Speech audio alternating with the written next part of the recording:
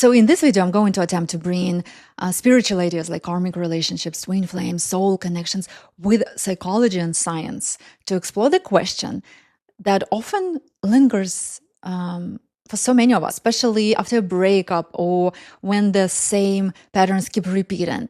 Questions that sound like this: when will I finally meet the one, and why hasn't it happened yet?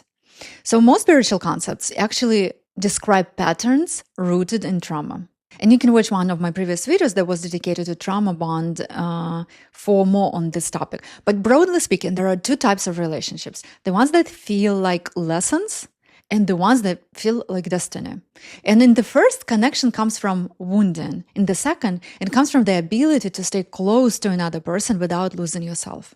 And this video is about that journey, about 4 stages of relationships, or even 4 different kinds of relationships. And the first 3 are where love still feels like a lesson, and the 4th is where closeness finally feels natural, when connection stops being a lesson and becomes a choice. And if you're honest with yourself while watching it and noticing which stage you are in, it is like getting a map showing how close or how far you are from meeting your true destiny level partner, or transitioning or transforming your current relationship into that kind of connection. So the main principle behind this is that the psych's goal is not to find a relationship, it's to become whole. Its purpose is to free you from the false self and reconnect you from your authentic one.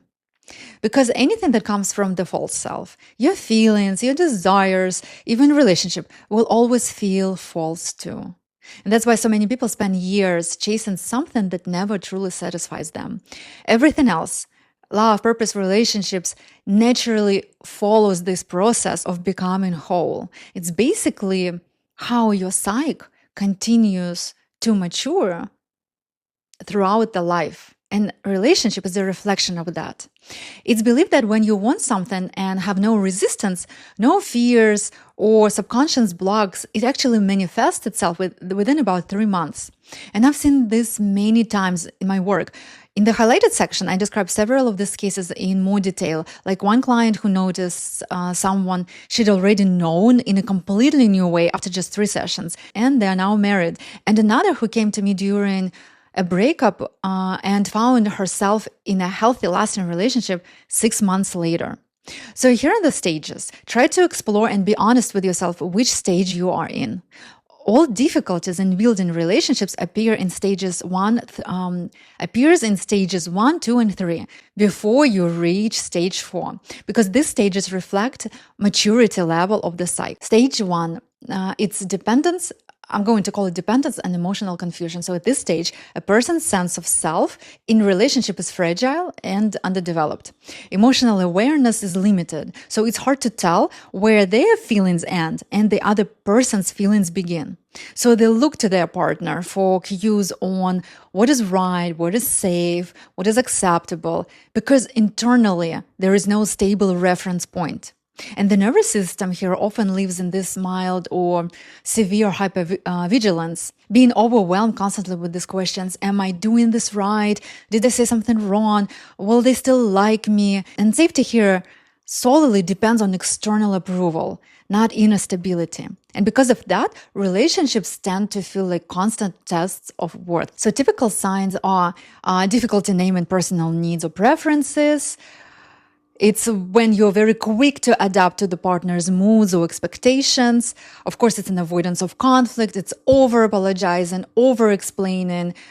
It's idealizing strong, confident, or direct partners. And there is this subtle hope that someone else will fix the confusion or someone else will give permission to exist. Underneath this stage is not about lack of love, but it's about lack of self-trust. And the core work here is learning to recognize sensations, recognize your feelings, learning how to interpret your feelings, and tolerate uncertainty without rushing for reassurance. The second stage is when a person knows what they want in relationships, but expects the other one to provide it.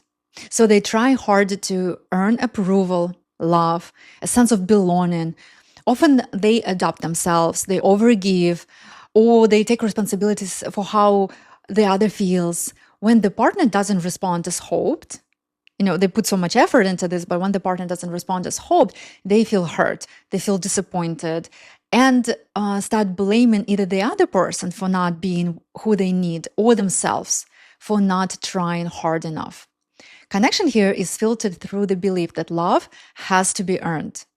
It's built through effort, by being good, by being helpful, by being accommodating, which slowly turns connection into dependency. The right to receive love becomes conditional, of course, and in other words, there is a constant sense that if the effort stops, the relationship will stop existing. Relationships at this stage take much more energy than they give back. So relationships always feel more like a burden, like it's actually work, leaving the person emotionally depleted and turning the connection into dependency. Stage number 3. In this stage, there is a tendency to rely only on oneself, believing that the other won't do things right. This often leads to disappointment and a sense of helplessness and hopelessness. At this stage, a person believes they can handle everything on their own. There is a tendency to rely only on oneself, believing the other will not do things right. So depending on others feels risky, unnecessary, and threatening. So they trust their own control more than they trust connection. Independence becomes the main source of safety and also the main barrier to intimacy. The main barrier to being able to satisfy your need for closeness.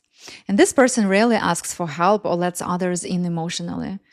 They may feel that no one will understand them or meet their standards, so it's easier to stay self-sufficient. So on the surface, they seem strong, composed, capable. On the inside, there is a fatigue, a subtle loneliness that feels easier to ignore than to try to comfort. And typical patterns here are avoiding emotional dependence, making communication practical, taking control in relationships to prevent disappointment. Another sign is suppressing vulnerability and minimizing needs for closeness. Another sign is feeling frustrated when others can't keep up or when they don't meet expectations. And another sign he is actually experiencing distance or boredom where a deeper connection could be.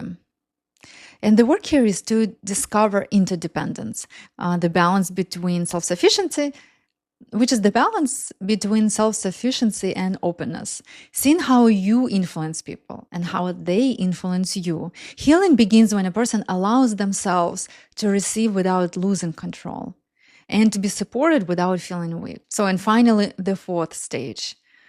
A person reaches it when they have a stable sense of self-worth, emotional awareness, and the ability to manage feelings.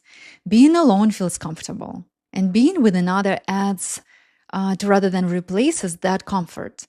There is a genuine interest in the partner and an ability to consider both needs equally. Both a person and a couple have to grow up to love. To simplify, there are usually 3 main paths your soul take toward love. First, you might have one long-term relationship that challenges you and forces growth, and that connection goes through transformations that reflect that growth for both partners. Second scenario, you go through a series of shorter connections, each one teaching you something new about closeness in yourself. And the third scenario, you spend long stretches single, turning inward and deepening your connection with yourself. And if you find that you are stuck maybe on one of those first 3 stages and you're ready for the next growth, book your first free 30-minute call with me to identify what you need for that. And of course, you can go through these lessons as life offers them to you, but you don't have to wait for it because you can initiate those changes already today. I would love to hear your thoughts in the comment section. Hit that like button, subscribe, share, and as always, I look forward to seeing you in my next videos.